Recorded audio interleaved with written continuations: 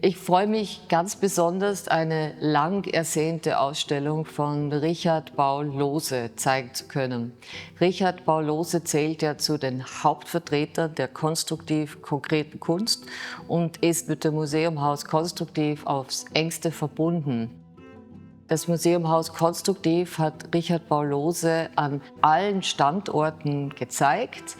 2002, also vor mehr als 20 Jahren, hatten wir eine letzte große Einzelausstellung noch am Standort in Sellnau im Tiefenbrunn, und wo das Museumhaus Konstruktiv seinen ersten Standort hatte, hat das Museum Lohse zu seinem 85. Geburtstag eine Sonderausstellung eingerichtet. Das war 1987 und Richard Paul Lohse hat sich im Vorfeld noch ganz explizit bei der Kulturpolitik für die Unterstützung des Museumhaus Konstruktiv eingesetzt. Richard Paul Lohse interessiert sich schon früh für die Kunst. Die finanziellen Verhältnisse seiner Familie lassen aber eine klassische Kunstausbildung nicht zu.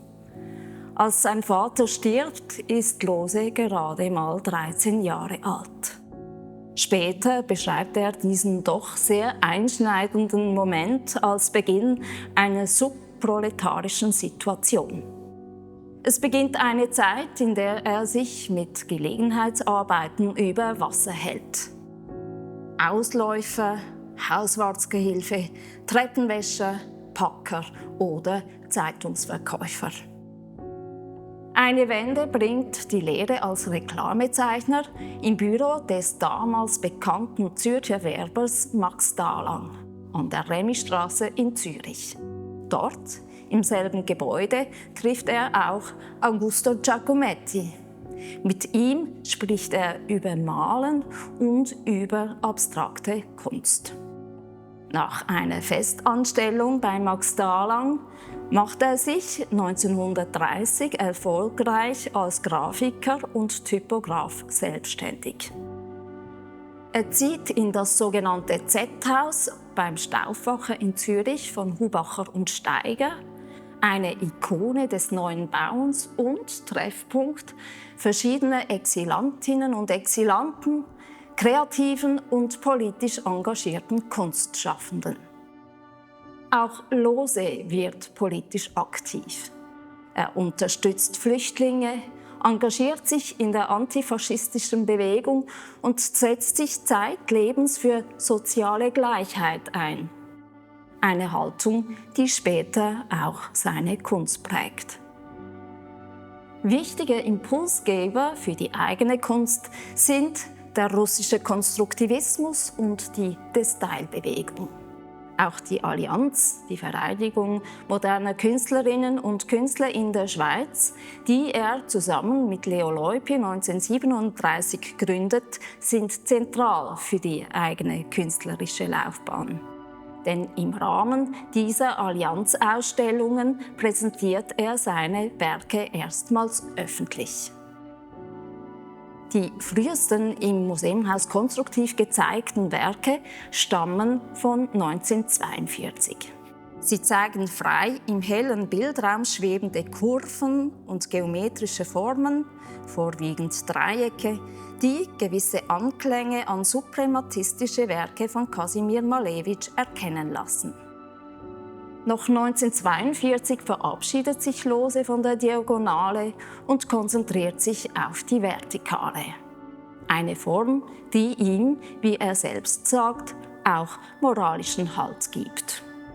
In den folgenden Jahren werden die vertikale Linienstrukturen von rechteckigen und quadratischen Farbfeldern abgelöst, welche die gesamte Bildfläche füllen. Lohse unterteilt diese Bildsysteme in modulare und serielle Ordnungen. In Arbeiten der modularen Ordnungen wird ein Grundelement systematisch verändert, etwa durch Drehen, Wiederholen und Vergrößern. Werke der seriellen Ordnung sind weitaus komplexer. Sie zeigen bis zu 30-stufige chromatische Reihen, die in zyklischen oder doppelzyklischen Farbketten angeordnet sind und aufgrund ihrer Versetztheit eine hochdynamische Wirkung erzeugen können. Ein charakteristisches Merkmal in Lohses Werk ist die sogenannte Doppeldatierung. Die erste Jahreszahl verweist auf den Zeitpunkt der konzeptionellen Idee, die Lohse in den 1940er und 50er Jahren zeichnerisch festhielt und mit Diagrammen, Farbtabellen und Notizen erläuterte. Die zweite Jahreszahl verweist auf die tatsächliche Ausführung. Zwischen Konzeption und Realisierung können mehrere Jahrzehnte liegen. Das hat ganz einfach damit zu tun, dass Lohse sich erst nach seiner beruflichen Tätigkeit ganz auf die Malerei konzentrieren konnte. Gerade diese in frühen Jahren entwickelten Konzepte nehmen so manche künstlerische Tendenzen vorweg, die erst später kunsthistorische Bedeutung erlangen.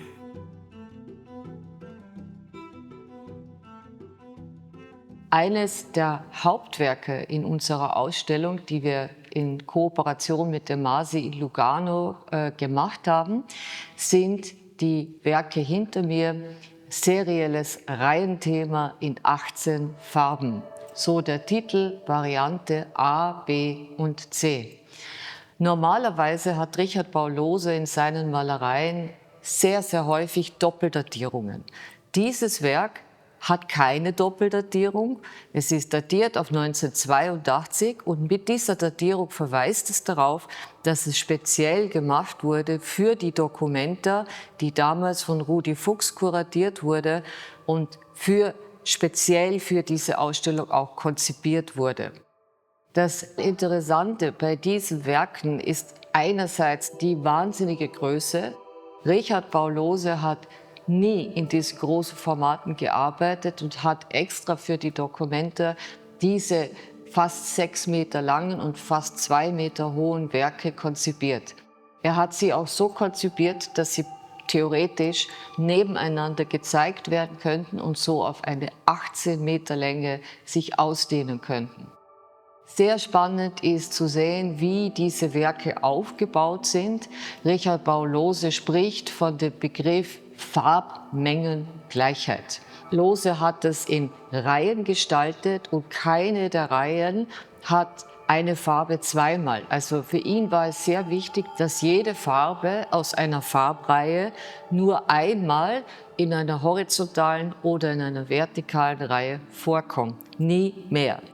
So kann man das hier auch wunderbar durchexerzieren. Es sind 18 Farbtöne. Er spielt mit Komplementärfarbigkeiten, mit Reihen, die sich wie aneinander anschließen könnten. Und er versetzt die Farben so, dass sie eben dynamische Farbwirkungen ergeben. Hinter dem Begriff der Farbmengengleichheit steht für Lohse aber viel mehr, als man es vermuten würde. Natürlich ist sozusagen, die Mengen sind gleichwertig über das gesamte Bild verteilt. Für Lohse steckt dahinter aber auch ein demokratisches Prinzip. Er sieht darin die Spiegelung der Gesellschaft, wo auch alle Menschen gleichwertig sein sollten. Es sollte keine Hierarchie geben. Und für Lohse ist es wirklich aus voller Überzeugung so, dass die Kunst die Welt verbessern sollte. Diese Haltung und dieses wirklich sehr interessante Prinzip hat in den 80er Jahren dann auch ganz besonders Donald Judd interessiert. Und Donald Judd hat auf Anraten von Rudi Fuchs Lohse eingeladen zu einer Ausstellung in seiner Foundation in Marfa und zu einer Ausstellung in seinem Atelierhaus an der 101 Spring Street in New York. Diese beiden Ausstellungen hat Lohse leider nicht mehr erlebt. Er stirbt 1988. Aber diese Ausstellungen zeigen auch auf, wie man plötzlich begonnen hat, Lohse zu rezipieren. Das begann auch schon in den 60er Jahren mit einer breiten Ausstellungstätigkeit.